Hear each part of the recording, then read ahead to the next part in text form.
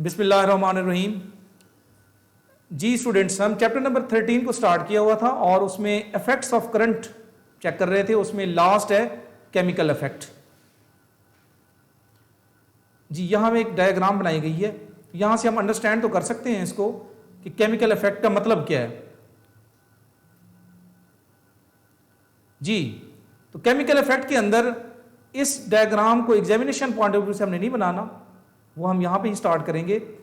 यहां से थोड़ा सा आइडिया होगा कि कैसे केमिकल रिएक्शन के थ्रू एनर्जी जो है वो केमिकल एनर्जी कन्वर्ट होती है इलेक्ट्रिकल एनर्जी के अंदर। तो सपोज कर लें कि हमारे पास एक कंटेनर है और इस कंटेनर के अंदर हमारे पास एक कॉपर सल्फेट जो है ना वो इलेक्ट्रोलाइट मौजूद है। अब सपोज कर लें कॉपर सल्फेट को, सपोज कर लें इकट्ठा रहने के लिए कॉपर और सल्फेट को 1000 रुपीज चाहिए।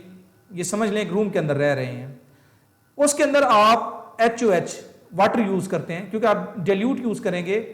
HOH इसका मतलब ये हुआ कि अब इनको इकट्ठा रहने के लिए 700 चाहिए।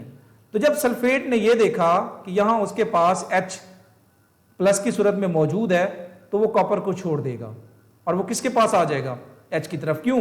क्योंकि इसके साथ रहने में उसको कम एनर्जी चाहिए, कम पैसे चाहिए। तो इस कहानी से क्या पता चला कि कोई भी इलेक्ट्रोलाइट कब जो है ना वो कन्वर्ट होता है, कब वो टूटता है, कब वो आयंस बनते हैं, उसके लिए लाजमी है कि तोड़ने के लिए कोई ना कोई और वे यूज किया जाए। यहां पे बेसिकली इनको इकट्ठा रहने के लिए जो बॉन्ड एनर्जी है उसकी वैल्यू ज्यादा है और इसमें कम है। तो हर ऑब्जेक्ट चाहता है कि वो स्टेबल हो लेकिन कम से कम एनर्जी लेके। तो इसलिए क्या होगा, कॉपर सल्फेट यहां से टूटेगा। ये देखें टूटेगा, कॉपर +2 में और सल्फेट -2 में। तो ये सल्फेट -2 वाला यहां से चलेगा और ये सपोज कर ले यहां पहुंच गया कॉपर के पास। जब ये कॉपर के पास पहुंचा तो कॉपर एटम की सूरत में है, ये तो इसके साथ नहीं मिल सकता क्योंकि सल्फेट किस में है, -2 में। ये यहां से चला इसको छोड़ के कि मैं यहां कॉपर के साथ रहना चाहता हूं। जैसे इसके करीब आया तो उसको पता चला कि कॉपर जो है वो एटम की सूरत में है।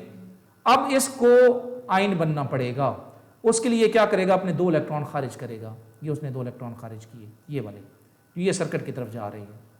अब ये जो 2 इलेक्ट्रॉन खारिज किए इसके पास एनर्जी कहां से आई, जिसको हम इलेक्ट्रोमोटिव फोर्स या EMF का नाम देते हैं। ये वही एनर्जी है जो यहां से बची है।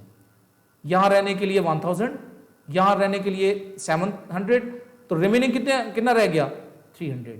ये वो बेसिक कंसेप्ट है जो कि केमिकल इफेक्ट के अंदर यूज होगा। तो आगे आप देखेंगे कि कहीं भी जो केमिकल रिएक्शन है वो क्यों हो रहा है, उसके बिहाइंड कोई लॉजिक होगी।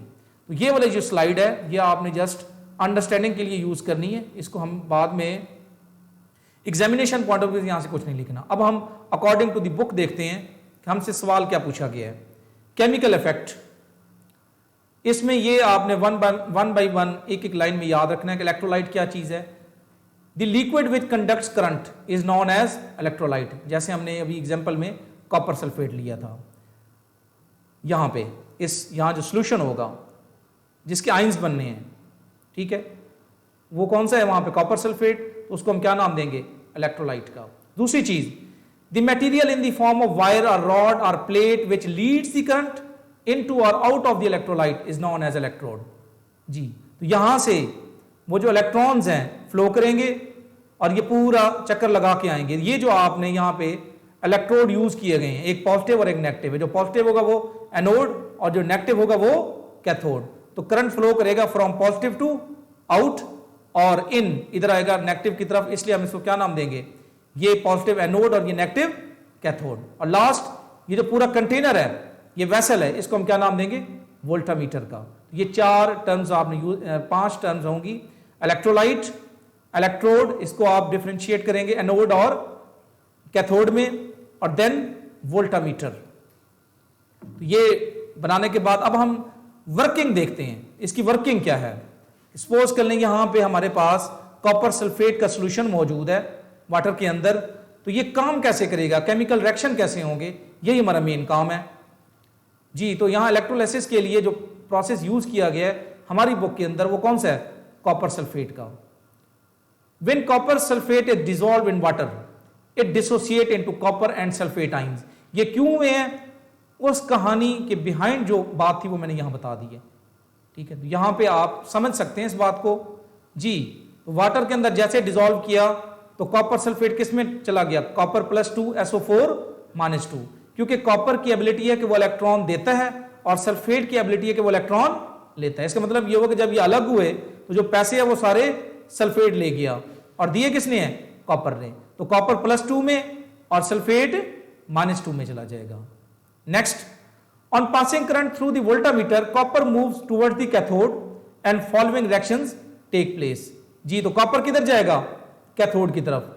The copper atom thus formed are deposited at the cathode plate. इसका मतलब ये हो कि कॉपर +2 में है और ये किधर जा रहा है, कैथोड की तरफ। जी जनाब, ये कॉपर जो है ना ये कैथोड की तरफ आया और हुआ क्या, यहां पे +2 में था, ये देखें ना, ये वाला +2 वाला, ये वहां से 2 इलेक्ट्रॉन लेगा और किस में कन्वर्ट हो जाएगा, एटम में। जब ये एटम में कन्वर्ट होगा तो यहां पे ये डिपॉजिट हो जाएगा, ये अटैच हो जाएगा, यहां जमा हो जाएगा, इस इलेक्ट्रोड के साथ जमा हो जाएगा। नेक्स्ट रिएक्शन की तरफ आते हैं। While copper is being deposited at the cathode, ये बात तो हमने कर ली। सल्फेट, ये सल्फेट यहां आएगा, sulphate ion move towards anode, copper atoms from the anode go into the solution as copper ions which combine with sulphate ions to form copper sulphate. ये अगली बात है। Cu2 प्लस SO4 क्या बन जाएगा, कॉपर सल्फेट। दोबारा देखें, इस बात को समझें इस डायग्राम से। इसका मतलब है सल्फेट आयन किधर जा रहा है, कॉपर की तरफ। अब कॉपर जो है वो अपने 2 इलेक्ट्रॉन खारिज करेगा और किसके साथ आके मिलेगा, सल्फेट के साथ आके मिलेगा। ठीक है, क्योंकि जब तक ये 2 इलेक्ट्रॉन खारिज नहीं करता तो ये +2 में नहीं जाएगा और +2 में नहीं जाता तो ये सल्फेट -2 वाला इसके पास आ रहा है, उसके साथ कंबाइन नहीं हो सकता। और जब ये 2 इलेक्ट्रॉन खारिज करेगा तो यहां पे जो एनर्जी रिलीज हुई थी केमिकल रिएक्शन में वो उन इलेक्ट्रॉन्स को मिलेगी। उसी एनर्जी को हम EMF या इलेक्ट्रोमोटिव फोर्स कहते हैं। वही केमिकल एनर्जी कन्वर्ट होती है इलेक्ट्रिकल एनर्जी में, तो वही इलेक्ट्रॉन जो है वो एनर्जी लेके जाएंगे। जी, तो यही लास्ट हमारा रिएक्शन था। Cu2 प्लस SO4 -2, अगेन क्या बन गया, कॉपर सल्फेट। इसका मतलब है जितना कॉपर सल्फेट टूट रहा है उतना कॉपर सल्फेट दोबारा बन रहा है। As the electrolysis proceeds copper is continuously deposited on the cathode while an equal amount of copper from the anode is dissolved in the solution and density of the copper sulphate solution remain unaltered. इसका मतलब है जो copper sulphate की density है वो change नहीं होगी, उसकी अमाउंट क्या रहेगी, सेम रहेगी। तो this is all about electrolysis process. Application क्या है, बहुत फेमस इसकी एप्लीकेशन है। This example also illustrate the basic principle of electroplating, a process of coating a thin layer of some expensive metal on an article of some cheap metal. दोबारा सुन लें, a process of coating a thin layer of some expensive metal. इसका मतलब है जैसे gold या silver है, इसकी एक लेयर जो है वो किसके ऊपर लगा दी जाती है, कोई चीप मेटल है उसके ऊपर लगा दें तो हमें ऐसे नजर है कि जैसे वो भी सोना है। उसके बिहाइंड प्रोसेस कौन सा है, वो यही वाला है। वहीं पे एक चीज दूसरे के साथ अटैच हो जाती है, चिपक जाती है। ठीक है, वाई, क्योंकि एक चीज नेगेटिव में होगी एक पॉजिटिव में होगी, तो बिकॉज ऑफ इलेक्ट्रोस्टैटिक फोर्स वो एक दूसरे के साथ चिपक जाएगी। तो यहां पे यही एप्लीकेशन यूज की जाती है। तो किसकी लेयर लगाई जाएगी, गोल्ड की। हालांकि नीचे गोल्ड मौजूद नहीं है, नीचे क्या होगा, कोई चीप मेटल होगी। तो ये था हमारा, इसको अगर हम इसकी समरी लें तो सबसे पहले आपने इसके ये जो डायग्राम है इसमें जो जो चीजें यूज हो रही हैं इनको एक एक लाइन में बताना है।